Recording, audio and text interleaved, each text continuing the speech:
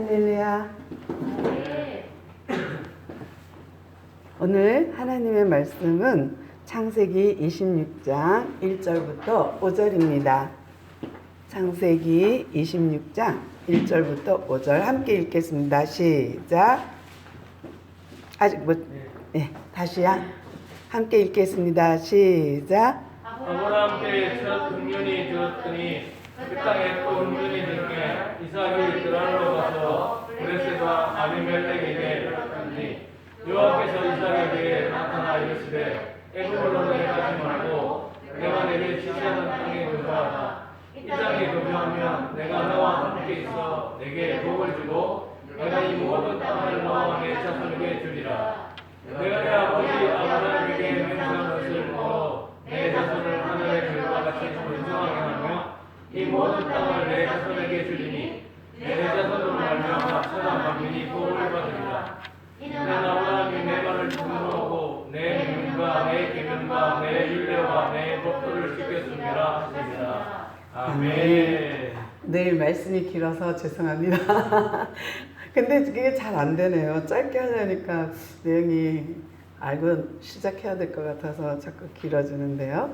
우리는 지난 시간에 늙은 종 엘리에스를 통해서 이야기를 들었어요. 아브라함의 그 믿음이 고스란히 엘리에셀에게 전달되어서 그가 순종함으로 그 하나님, 아브라함의 하나님을 엘리에셀의 하나님으로 만나는 과정을 우리가 보았는데, 오늘은 아브라함의 그 믿음이 이삭에게 어떻게 증거됐나, 어떻게 전달되었나, 또는 우리가 분량을 보면요, 창세기 전체에서 이삭이 차지하는 분량은 그리 많지 않습니다.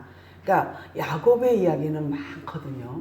그런데 이삭의 이야기는 그리 많지 않아요.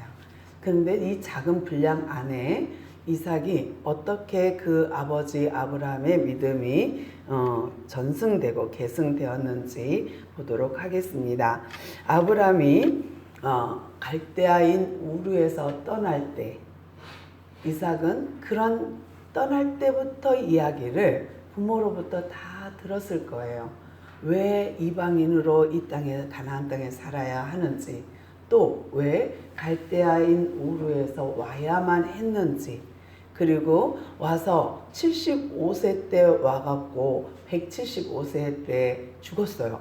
그러면 100년을 사는 거예요, 가나안 땅에서.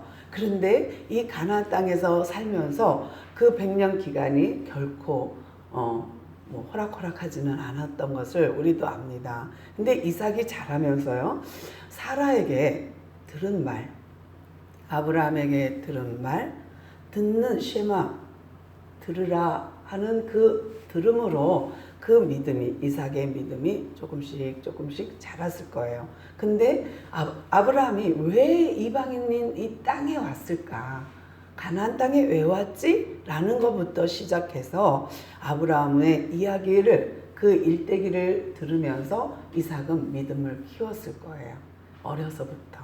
이스마엘과의 관계, 또 아브라함이 또 여차여차해서 아내를 애굽에서 2번씩이나 8번 했던, 넘겨줄 뻔했던 이야기들, 또 뒤늦게 정말 100세에 얻을 수도 없는, 정말 상상조차 할 수 없는 기적과 같은 100세에 너를 얻었다 하는 이야기까지 계속해서 이삭은 어려서부터 부모로부터 쉐마 교육을 받았을 것이라 추정합니다, 제가.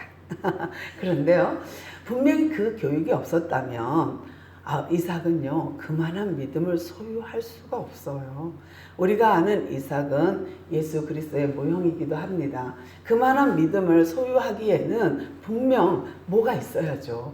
그냥 있어지는 건 아니거든요. 그런데 내가 보는 견해, 내가 발견한 것, 내가 성경을 보면서 깨달은 것을 여러분한테 전달하고자 합니다. 오늘 본문 말씀에 앞서서 먼저 볼 것은 앞에 22장입니다. 22장 보면 이삭이 하나님께 드려지는 그런 상황이거든요. 22장 16절 18절을 함께 읽겠습니다. 시작. 이르시되 여호와께서 여호와께서 이르시기를 내가 너를 명령하노니 내가 이같이 행하여 내 아들 내 독자로 아끼지 아니하였으며 내가 내게 공급을 주어 내 시가 크게 번성하여 하늘의 별과 같고 바다가 이르러 같이 내 시가 너희에게 성문을 설치하리라. 또 내 시로 말미암아 하나님이 복을 받으니 이는 내가 너를 택하였습니다 하셨다 하니라. 아멘.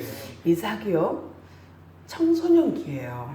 우리 뭐 중학생 때문에 북한이 내려오지 않는다는 얘기가 있을 만큼 청소년기는 변화무쌍하고 정말 위험천만한 시기긴 해요. 가치관에 혼돈이 있기도 하고 몸은 성장했는데 정신은 그렇지 않을 경우도 있고 또 자기 딴에는 다 컸다고 생각하지만 그렇지 않은 경우도 있거든요. 그런데 이런 청소년기에 자기를 데리고 아침 일찍 아브라함이 출발합니다. 하나님께 제사하려고. 그런데 수많은 생각이 왔다 갔다 했을 거예요. 이삭이 보니까 다 있어. 그런데 재물은 없어. 그래서 묻습니다. 아빠, 왜 재물은 없어요? 하나님이 준비할 거야 하면서 3일 길을 가요. 근데 그 길을 가면서 수많은 생각을 했을 거예요. 이삭이. 또 아브라함 역시. 왜? 아브라함의 얼굴 표정만 봐도 이삭은 느꼈을 거니까요. 그런데 모리아산까지 도착해서 그가 아브라함이 하는 게 뭐예요? 결박하여 아들을 누여 거기를 죽이려 하는 거예요. 이 번제의 사건을 그가 청소년기에 당했다는 거예요. 그러니까 청소년기에 그가 접했어요. 근데 거기 어느 곳에도 이삭이 반항했거나 싫다는 얘기가 없어요. 그냥 그걸 받아들여요. 그러면 이삭이 생각이 짧아서 아니면 백치라서 전혀 생각할 줄 몰라서 그냥 아버지의 행동을 용인하고 아버지 그러십시오. 죽이려면 죽이십시오. 이랬을까요? 저는 그렇다고 생각 안 해요. 분명 아브라함이 사라가 어려서부터 쉐마 교육을 통해서 그를 양육했기 때문에 그는 청소년기의 그 위험한 시점에 와서 그를 번제로 드리려는 아버지 행동을 받아들여요. 만약에 이삭의 믿음이 없었다면, 어려서부터의 신앙교육이 없었다면 그는 무슨 일이세요? 이게 무슨 짓이세요? 하고 아버지한테 오히려 반항했을 수도 있어요. 그런데 이삭은요, 아무런 반항 없이 받아들여요. 그리고 하나님의 음성을 통해서 번제는 거기서 종식되고 뿔에 걸린 숯불에 걸린 양을 잡아 하나님께 드리는 사건을 맞이합니다. 그리고 지금 우리가 읽은 본문이에요. 하나님께서 이 번제할 어린 양을 준비해서 하나님께 드리고 나서 그 하나님이 하신 말씀이 오늘 지금 좀 전에 읽은 본문이거든요. 네가 이렇게까지 날 사랑하니? 내가 너한테 복 줄게. 하늘의 별과 같이 땅의 모래같이. 이건 계속해서 주어진 아브라함과 하나님 대화 속에 나오는 하나님의 복이거든요. 근데 이삭이 이 경험한 거예요. 청소년기에. 그러니까 어려서부터 말씀으로 들었어요. 아버지, 엄마의 믿음을 계속 받았어요. 계속 받고 나서 그가 청소년기가 되었을 때 체험합니다. 자기를 죽이려고 하는 아버지. 그러나 그것을 하나님이 어린 양으로 대체하는 것을 보면서 아브라함이 길러진 그 믿음과 본인이 체험한, 이삭이 체험한 그 믿음이 딱 만났을 때 결실이 순종인 거예요.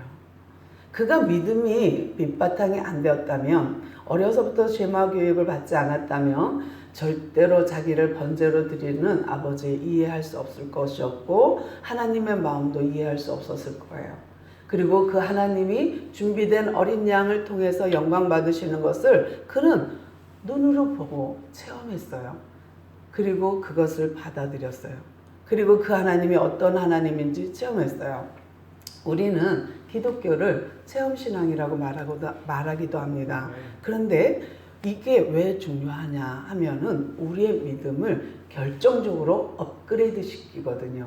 그래서 우리가 간구하는 것, 은사를 구하거나 이런 것들이 나쁜 게 아닌 거예요. 그리고 이게 너무 지나치면 문제긴 하지만 그렇다고 해서 너무 또 은사를 배제할 수도 없어요. 왜? 기독교는 체험 신앙일 뿐만 아니라 기독교는 기적의 신앙이거든요. 이거는 하나님은 창조부터가 기적이고 이 땅을 운행하시는 그 자체가 기적이에요. 어떻게 지구가 끈도 없이 받침대도 없이 그 어마어마한 사이즈가 자전을 할까요? 그 어마어마한 사이즈가 공전할까요?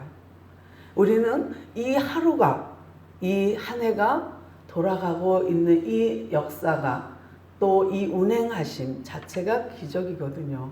근데 하나님의 이 기적 같은 놀라운 그런 체험을 기독교인들은 인정해요. 또 받아들여야 되고 구해야 돼요. 그런데 만약에 체험 신앙인 이 기독교 신앙을 체험 없이 지낸다? 그저 교회만 왔다 갔다 한다? 그러면 그 믿음은 업그레이드 될 타임이 없는 거예요. 그런 찬스를 놓친 거예요. 그래서 우리는 가끔 이거는 조금 죄송하지만 어려운 것도 복이에요. 또 때로는 아픈 것도 복이에요. 왜? 그것을 통해서 기적의 하나님을 체험할 수 있으니까요. 그것을 통해서 응답받을 수 있으니까요. 어쩌면 장사모님도 이 기회가 그에게는 기적을 체험할 수 있는 기회일 수도 있다는 생각을 해봅니다.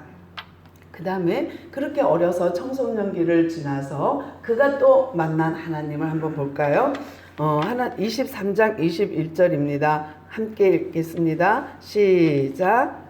이삭이 그에 하여 기전하기 원하고 그를 위하여 여호와 앞에 간구하매 여호와께서 그의 간구를 들으셨으므로 그의 아내 리브가가 임신하였더니. 아멘. 이삭도 꽤 늦게 장가갔어요. 늦장가입니다. 늦장가인데 20년이 지나도록 아기가 없어요. 물론 아버지 아브라함이 100세 얻었다는 건 알고 있지만 자기 자신이 이렇게 늦어질 줄이야. 그도 역시 생명의 주인이신 하나님을 체험하는 시간을 갖게 되는데 아이가 안 생겨요. 그래서 리브가가요 남편을 쫄라요. 그러니까 남편이 어떻게 해요? 하나님, 제 아내도 원하지만 저도 원해요. 우리에게 아이를 주세요 하고 기도해요. 그러니까 하나님이 때가 되니까 그 기간을 기다린 거잖아요. 20년이라는 세월을 하나님은 정말 쉽게 기다렸을까요? 하나님도 꽤 기다렸어요. 이삭의 후손을. 왜? 하늘의 별과 같이 해야 되는데. 근데 이삭이 구할 때까지, 그 때가 될 때까지 하나님도 기다렸고 이삭도 기다렸고 리브가도 기다렸어요. 그리고 나서 드디어 60세에 아기를 낳는데 글쎄 쌍태예요. 근데 하나님이 이 리브가가요 너무 힘든 거예요. 태중에서 막 싸우고 뿔뚝뿔뚝하고 막 힘들어하게 만드니까, 그러니까 이제 남편한테도 얘기하고 이 일 어쩌면 좋아요 하고, 그때는 뭐 의술이 발달한 것도 아니고 리브가 입장에서는 무섭고 떨리겠죠. 그런데 하나님께 구했더니 하나님의 답이요, 지금 읽은 본문이에요. 두 국민이 있대요. 그건 좋아. 그런데 벌써 그 두 국민 자식이 나눈대요. 두 민족으로 갈라진대요. 그리고 또 하나는 뭐예요? 큰 자가 작은 자를 섬기겠대요. 이거는 부모 입장에서는 아니에요. 우리는 그냥 성경을 보니까 하나님의 말씀이려니, 그러면 하나님의 말씀은 다 무조건 yes, okay, 하나님의 말씀은 네, 아멘 이럴까요? 때로는요 아닌 것도 있는 거예요. 내 입장에서. 그러니까 하나님 입장에서는 크신 하나님, 우주와 같은 그 하나님, 우주보다 더 크신 그 하나님이 볼 때에는 그게 나한테 적당해요. 그런데 그것이 내 입장에서는 아닐 때도 있어요. 반드시 하나님의 말씀이라 해서 무조건 예스 오케이는 아니에요. 하나님의 말씀이라 해서 무조건 복입니다, 아멘입니다 그러지 않아요. 그럴 때도 있지만 그렇지 않을 때도 있다는 것이에요. 왜? 다니엘과 세 친구가 사자굴에 던져질 때, 풀무 속에 던져질 때, 또 다니엘이 사자굴에 던졌을 때 그들이 예스 오케이 하고 들어갔을까요? 그리 아니하실지라도 하고 들어갔어요. 왜냐하면 그 좋은 건 아니잖아요. 죽을 것 뻔히 알아요. 하나님 구원해 주실 걸 믿어요. 그렇다 안 해도 하나님 구원해 주지 않는다 할지라도 받아들일 수 있는 거예요. 왜? 그들에게는 그만한 신앙의 믿음이 있으니까. 그들이 아는 하나님, 그들이 체험한 하나님은 그런 하나님이니까 그들은 그것을 받아들일 수 있는 거죠. 그렇다고 해서 그것이 무조건 너희들 내가 말했으니까 순종해. 아멘. 예스, 오케이. 아멘입니다. 이럴 수는 없잖아요. 힘들지만 그렇게 안 해. 그렇게 하겠다는 거잖아요. 예수님의 십자가 사건도 겟세마네 기도도 그와 같고요. 또 에스더의 죽으면 죽으리라 하는 상황도 그렇습니다. 절대로 우리가 말씀을 묵상하거나 말씀을 암송하거나 또는 오늘의 말씀 해갖고 보는 것은 좋은 말씀만 골라서 내 거로 취하지 나한테 해가 되거나 손해가 되거나 내게 조금 수고롭게 되거나 이런 것들은 버리기 일상이에요. 대부분이 말씀을 그냥 안 좋던 하나님의 말씀으로 습득하는 것이 아니라 나쁜 건 다 뒤로 이건 나한테 해당 사항 없음 하고 좋은 것만 받아들이는 것이 보통 사람들이에요. 근데 이삭은 그렇지 않아요. 이삭이요, 어린 쉐마 교육과 청소년 기획 체험을 통해서 그가 결혼을 하고 20년 동안 아이가 없는 상황에서 그가 하나님께 구했을 때 하나님의 대답은 그거예요. 네 후손이 갈라져. 그것만이야? 아니야. 큰 자가 작은 자를 섬길 거야. 라는 말은 부모 입장에서는 그다지 썩 상쾌하거나 기쁜 일은 아니에요. 왜냐하면 부모가 자식이 싸우는 것만 봐도 속상하잖아요. 근데 다툰다, 나뉜다 뿐만 아니라 큰 아이가 작은 자를 섬겨? 안 되지. 작은 자가 큰 자를 섬겨야지. 동생이 형을 섬겨야지. 이게 무슨 말도 안 돼. 그러면 그 즉시 하나님 제발 기도하니 이거를 바꿔주세요 하는 내용이 없어요. 이삭은 그냥 그걸 받아들여요. 그런데 우리는 또 알 수 있는 게 뭐예요? 그 아이들이 출생할 때 작은 자가 형의 발꿈치를 잡잖아요. 그들의 출생을 봐도 그들이 이 다음에 성장해서 어떻게 경쟁을 갖고 그들이 살아갈지 암시하고 있어요. 우리는 그 사건 발꿈치 하나 잡은 것만 봐도 느낌이 와요. 아, 이런 이미지겠구나. 아, 이렇게 되겠구나. 대강 감이 오잖아요. 그런데 이삭이요, 그걸 받아들인다는 게 저는 놀라워요. 아니 어떻게 부모가 자식이 큰 자가 작은 자를 섬기겠다는데 하나님 안 됩니다. 제발 부탁입니다. 그러지 않고 그걸 받아들일 수 있을까요? 참 이삭의 성품은 순종적이다라는 생각도 하지만 또 하나님을 참 잘 아는구나. 하나님에 대해서 어떻게 이렇게 받아들일 만큼의 큰 믿음을 갖고 있을까라는 생각을 해봐요. 성경 전체의 분량에서 이삭의 분량은 작지만 저는 이삭이 엄청 큰 사람이라는 생각을 해요.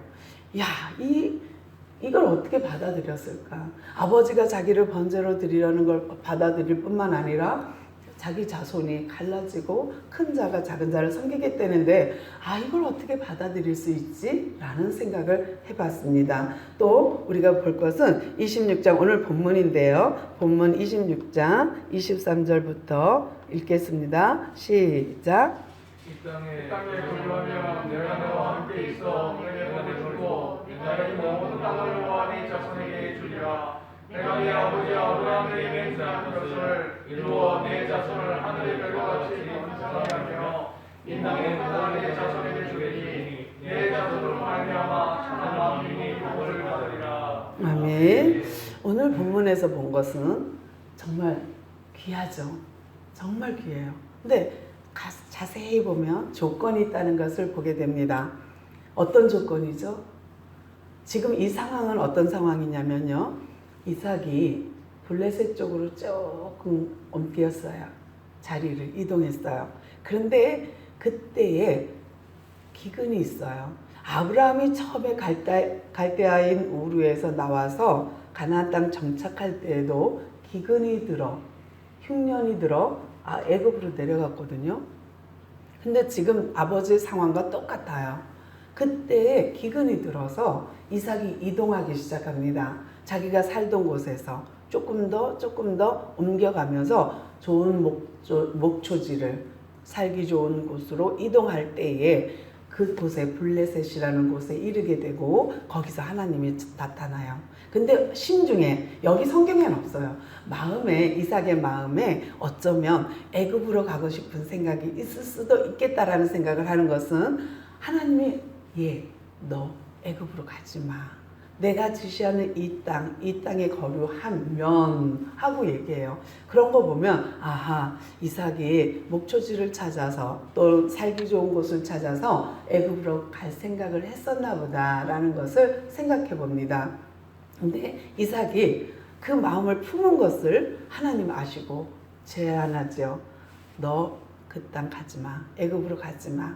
그리고 네가 이 땅에 거류하면 내가 너 아버지 아브라함과 언약한 그 언약, 하늘의 별과 같이 큰 민족을 이루겠다라는 이 언약을 내가 너하고 맺을게. 내가 너와 너의 하나님으로 맺어줄게. 내가 너의 하나님이 되어줄게 하는 거예요. 그러니까 조건이 그거예요. 애굽 가지 마. 이 땅에 거류하면 내가 지시하는 이곳에 거류하면이에요. 그러면 하나님이 큰 민족을 만들어주게 돼요. 별과 같이. 또 하나의 조건이 뭐예요? 그가 그 땅에 거류할 뿐만 아니라 또 하나의 조건은 내 명령과 규례와 법도를 지키면 복이 되게 하는데 네가 그 복을 받겠다는 거예요. 그러면 우리 한번 생각해 봐요. 우리가 그 아브라함의 하나님, 엘리에셀이 만났던 그 하나님, 이삭이 알고 있던 그 하나님을 우리가 알고 우리가 똑같이 그 법대로, 규례대로, 규칙대로, 그 명령대로 진행한다면 그 아브라함의 복을, 이삭의 복을 우리가 받지 않겠어요? 지금 우리가 똑같아요. 그 땅에 거하면 그러면 지금은 이 내 발끝이 그 땅에 이 곳에서 내가 서 있는 이 자리에서 하나님이 말씀하신 그 법도와 규례를 따라 살면 하나님은요 나로 믿는 자를 번성케, 나로 믿는 자를 가득하게, 나로 복의 근원이 되게 하시겠다라는 조건부 복을 허락하세요. 근데 우리는 무조건 하나님 믿습니다 하면서 그냥 무작정 기도한다. 그것도 나쁘진 않습니다만은 우리가 알고 기도하는 것은 너무 중요해요.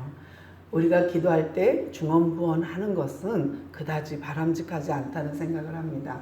또 하나님의 말씀을 모르고 순종하는 것도 마찬가지라는 생각을 해요. 그러니까 순종하는 건 좋아. 그러나 생각 없이 순종하는 거, 알지도 못하고 순종하는 거, 이것보다는 그것도 좋지만 그것보다는 알고 순종할 때 하나님과의 인격적인 교류가 있으면서 순종할 때 내가 하나님을 알고 하나님이 나를 알고 서로 연합하며 교류하며 교제하며 하나님께 순종한다면 그 순종은 정말 바람직한 순종이요 하나님이 기뻐하는 순종이 되지 않을까요?